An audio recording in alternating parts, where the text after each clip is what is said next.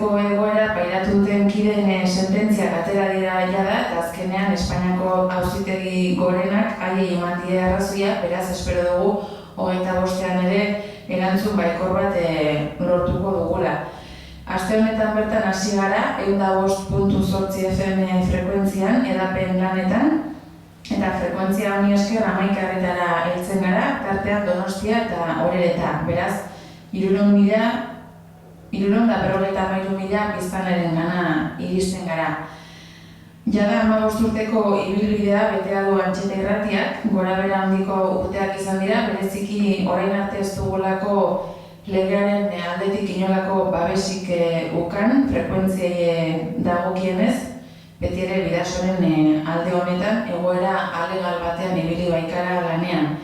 Beraz, badirudi argia ikusten hasiko garela, eta 4 urtez luzatu den auzitegietako bide hau amaitu egingo dela azkenean maiatzaren 25ean.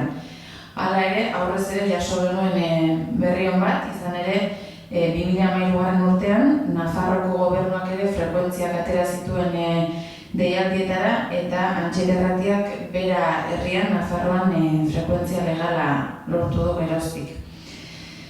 Egia da, bai erkidegoan eta baita Nafarroan ere irrati komertzialei zuzenduriko deialdiak atera zirela, baina guk irrati komunitario izanik ere besteen baldintza berdinetan leian sartzea erabaki genuen, uste dugulako badela garaia irrati komunitarioak eta hauetan egiten den lanak onarpena aukateko eta instituzioen babesa aukateko, izan ere zorionez jendartearen babesa ez zegoelako falta.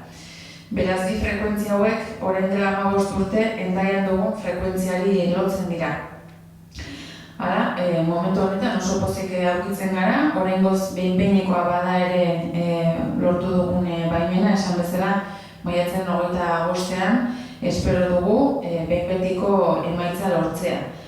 Donostian lorturiko frekuentzia dela eta barne mailako gogoeta bat abiatuko dugu, bidelagun izanen ditugu horretarako Donostialdeko herri mugimenduak eta baita euskaltzaleak ere.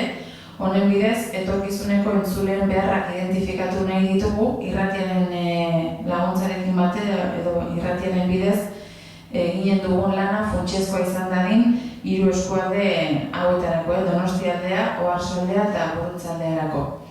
Ekainean hasiko dugu prozesua eta ekainean bukatzea espero dugu, udazken amaieran eginiko lanaren araberako programazioa eskaini ahal izateko irratiaren bidez. Bien bitartean, Bidaso eskualdean Antxeta Irratiak eskaintzen duen programazioa eskaintzen ari gara.